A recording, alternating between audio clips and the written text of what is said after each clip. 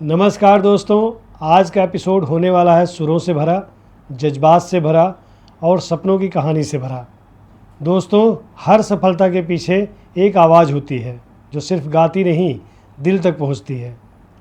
आज made India proud के मंच पर हमारे बीच एक ऐसे कलाकार मौजूद हैं जिन्होंने अपनी टैलेंट, मेहनत और लगन से 100 से ज़्यादा गाने क्रिएट कर चुके हैं। हिंदी और हरियाणवी दोनों भाषाओं में अपनी पहचान बनाई है और सिर्फ इतना ही नहीं, इंडियन आइडल जैसे बड़े मंच पर अपने आवाज़ का जादू भी बिखेरा है। जी हाँ दोस्तों, मैं बात कर रहा हूँ एम सम्राट की, जिनके लिए म्यूज़िक एक प्रोफेशन नहीं, एक इबादत है। जिनके आइडियल हैं सोलफुल सिंगर कैलाश खेर जी, जिनसे प्रेरणा लेकर सम्राट ने अपनी एक अलग पहचान बनाई है। आज उनका खुद का म्यूज़िक स्टूडियो है, खुद का कंपोजिशन है और खुद का सफ़र है और खुद का संघर्ष भी है। आज हम जानेंगे इंडियन आइडल का एक्सपीरियंस कैसा था, 100+ गानों के पीछे कितने रातों की मेहनत थी और कैसे एक सपना रियलिटी बन सकता है। तो दोस्तों, तैयार हो जाइए एक म्यूजिकल सफ़र के लिए। मैं हूं जगदीश चंद्रा और आप देख रहे हैं मेड इंडिया प्राउड, सफ़र जारी है। सम्राट जी, मेड इंडिया प्राउड में आपका स्वागत है। सर, बहुत बहुत धन्यवाद करता हूं मैं आपका और आपकी टीम का।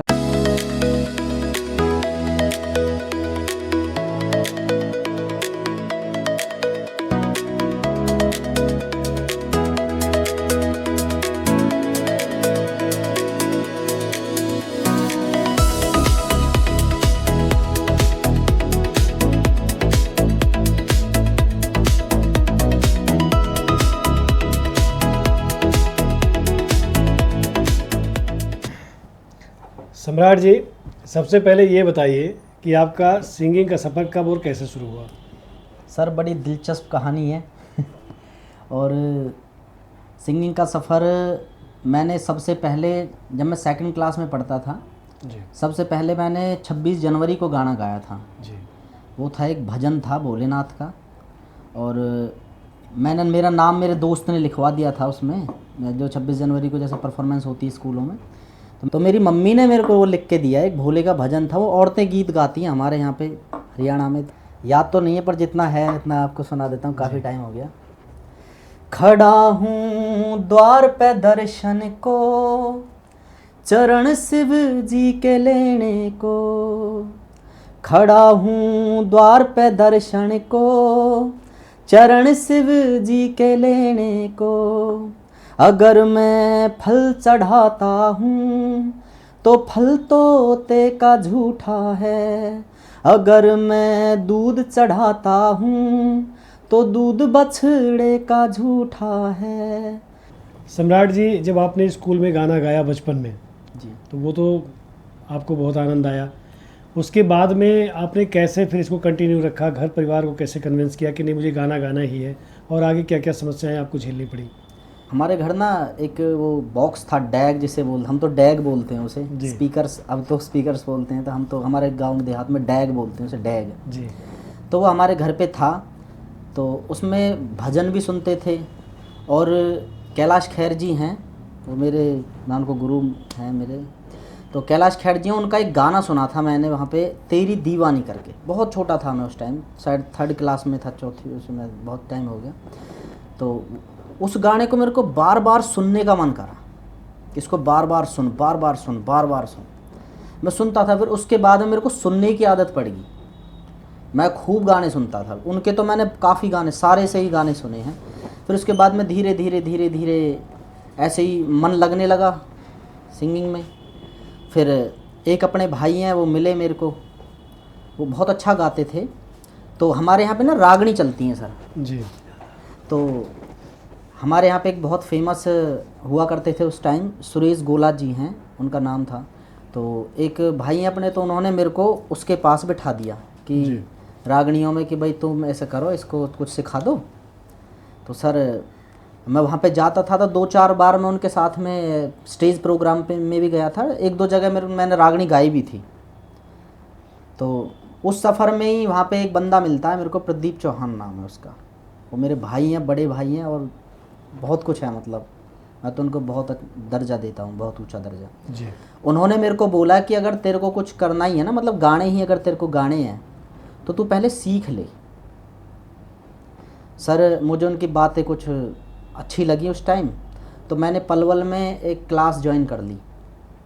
वहाँ पे मैंने 1 साल करीब करीब सीखा, वहाँ से अपना स्टार्ट किया सर।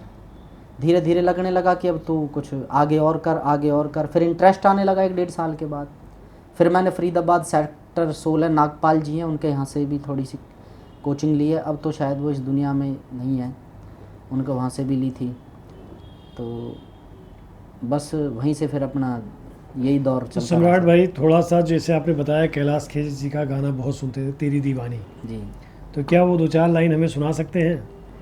हाँ सर, इतना अच्छा तो नहीं गा सकता पर कोशिश कर सकते हैं। जरूर। बात मोहे ऐसी लागी, हो गई मैं मतवारी, बल बल जाऊं अपने पिया को, हे मैं जाऊं वारी वारी, मोहे सुध बुध ना रही तन मन की, ये तो जाने दुनिया सारी, बेबस और लाचार फिरूं मैं, हारी मैं दिल हारी, तेरे नाम से जी लूं, तेरे नाम से मर जाऊं, तेरे नाम से जी लूं, तेरे नाम से मर जाऊं, तेरी जान के सदके मैं कुछ ऐसा कर जाऊं, तूने क्या कर डाला, मर गई मैं, मिट गई मैं, ओ जी हाँ हाँ जी, हो गई मैं तेरी दीवानी दीवानी, तेरी दीवानी दीवानी। शुक्रिया सर। बहुत।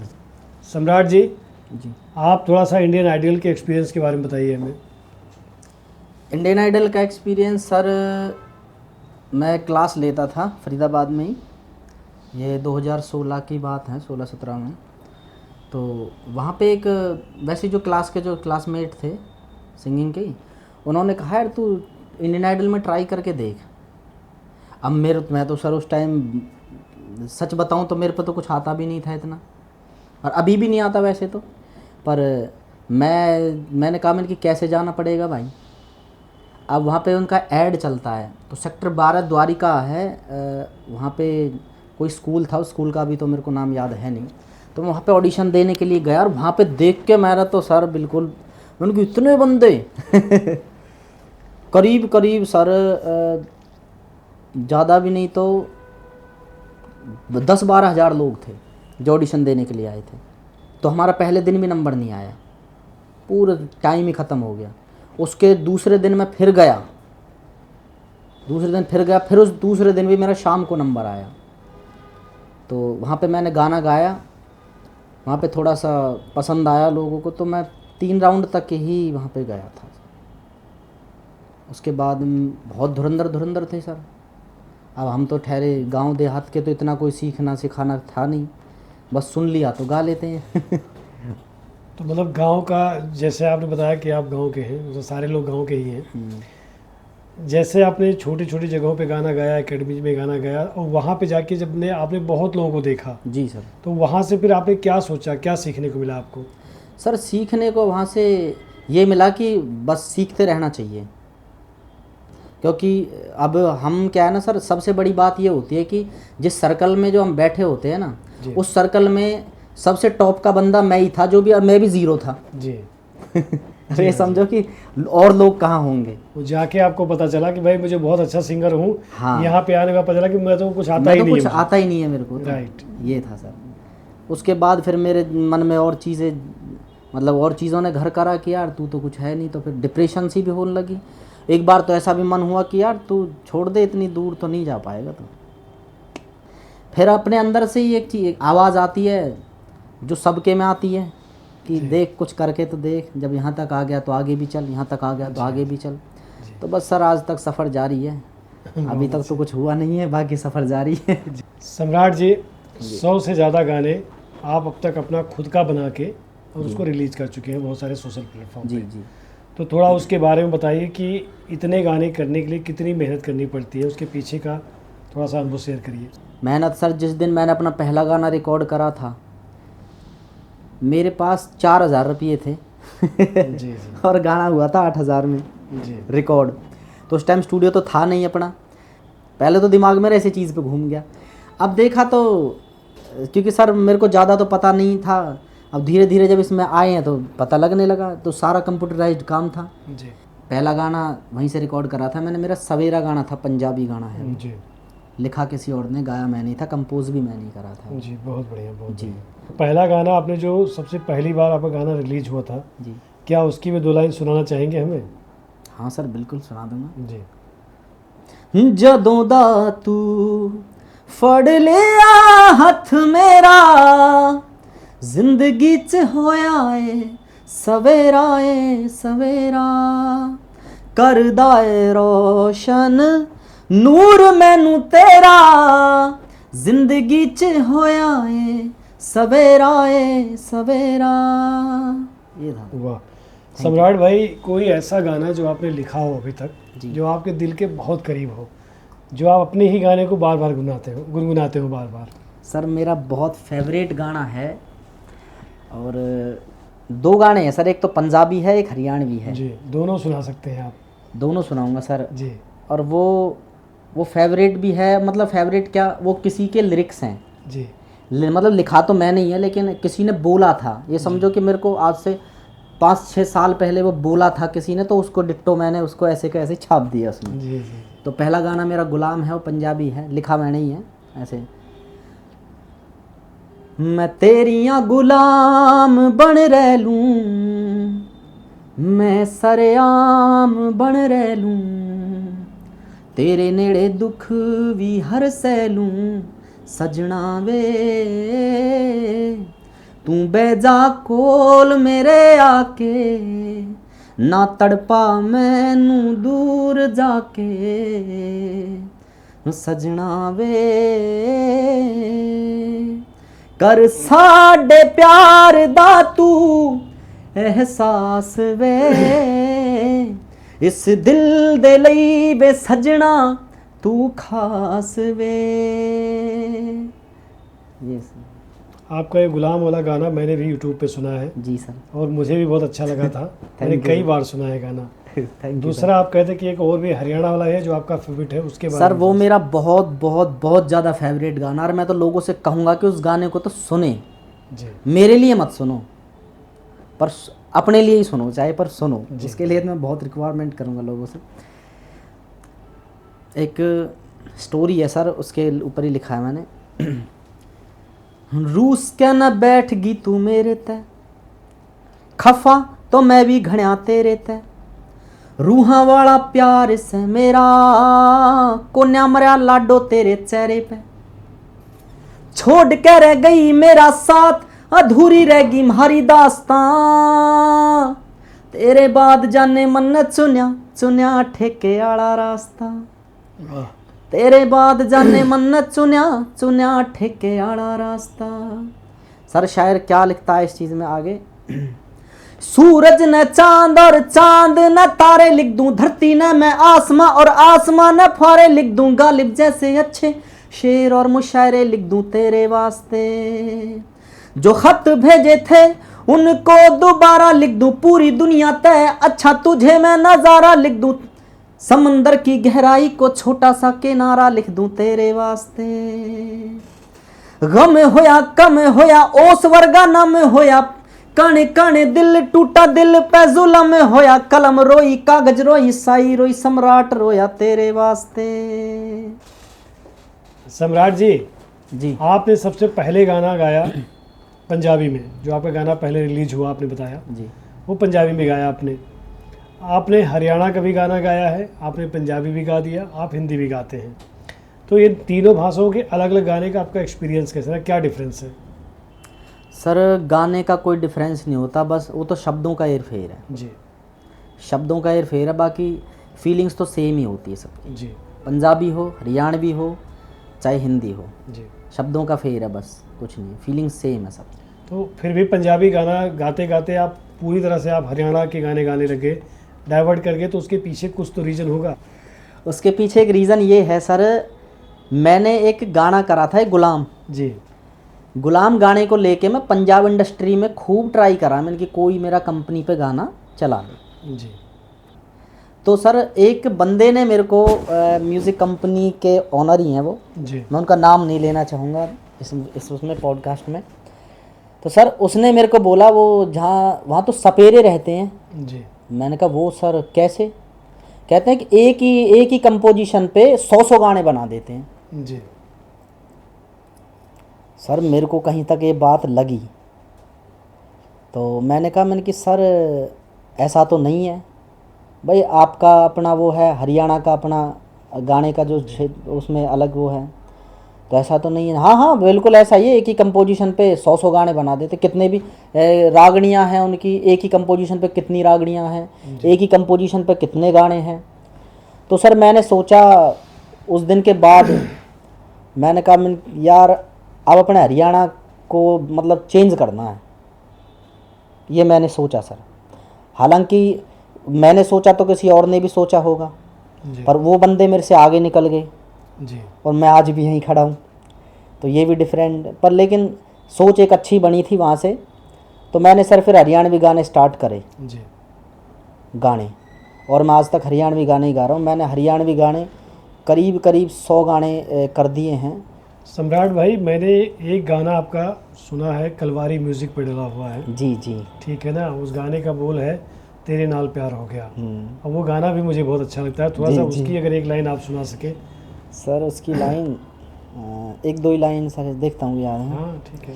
तेरे नाल प्यार हो गया मैनू सोहणिया वे साजना, पहली पहली बार हो गया मैनू रांझना मेरे। सम्राट भाई, जी आपने बताया कि कैलाश खेर जी जी इतने लेजेंडरी सिंगर हैं, जी उनके गाने आप बचपन से सुनते थे, जी ठीक है ना। आप उनको अपना आइडियल मानते हैं, गुरु मानते हैं, जी। तो उनसे आपने क्या सीखा? मैंने सर उनसे ये सीखा है कि जो उनकी लैंग्वेज है ना सर, वो अवधी लैंग्वेज है। जी तो वो हिंदी भी जब गाते हैं ना सर, तो उसमें भी अवधी झलकती है। जी मुझे ऐसा लगता है कि जब वो बॉलीवुड में गए होंगे ना, तो उनको बहुत ही मुसीबतें मतलब सहन करनी पड़ी होंगी, बहुत मुश्किलें। जी तो वो फिर भी जब उन्होंने अपनी हिंदी भाषा में तो खैर गाए हैं, और सबसे बड़ी बात जो उनके गाने होते हैं ना सर, वो गाने तो गाने, वो भजन भी हैं, जी अपने अंदर भजन भी हैं वो खुद। हम्म। कोई सा भी आप गाना उठा के देख लो, उनका अलग ही फील आती है उनके गानों में, कोई सा भी देख लो आप। और उनसे मैंने ये चीज़ सीखा है कि आप ऑडियंस आप अपनी क्रिएट करो। आप कोई कैसा गा रहा, कोई कैसा गा रहा है, उस पर मत जाओ, आप अपने दिल से गाओ, अपना गाना गाओ, और जैसा आप गा सकते हो, जिस चीज़ में आप अच्छा गा सकते हो वो आप करिए। कैलाश खेर जी का एक गाना है। सर उस गाने को सुनाने से पहले मैं आपको एक चीज़ बता देता हूँ। जी मैंने कहीं से एक बात सुनी है, सच है झूठ है ये मैं नहीं जानता, बट उन्होंने ना अपने माँ के लिए वो गाना लिखा था। अच्छा। उनकी माँ का स्वर्गवास हो गया था, ऐसा मैं सुन रहा हूँ सर, हो सकता है मैं गलत भी हूँ, मैंने उनके बारे में बहुत ज़्यादा नहीं पढ़ा, जी तो ऐसा मैंने सुना इंडस्ट्री में से ही कि उनकी माँ का स्वर्गवास हो गया था। तो अब उनके बाद में उनके पति का भी हो गया था, मतलब उनकी माँ के पति को, उनके बाप का। जी तो वो उस फील में लिखते हैं कि उनकी माँ अपने हस्बैंड का, अपने पति का, मतलब वहाँ पे स्वर्ग में इंतज़ार कर रही है कि अब कहती हैं कि वो हेरी सखी मंगल गाओरी मेरे पिया घर आए। राइट, यही गाना है, मैं यही इसी गाने की बात जी कर रहा हूँ। हाँ सर, जी। हो सकता है ये गलत भी हो, पर मैंने जो सुना है मैं वो बता रहा जी, हूँ। जी, जी।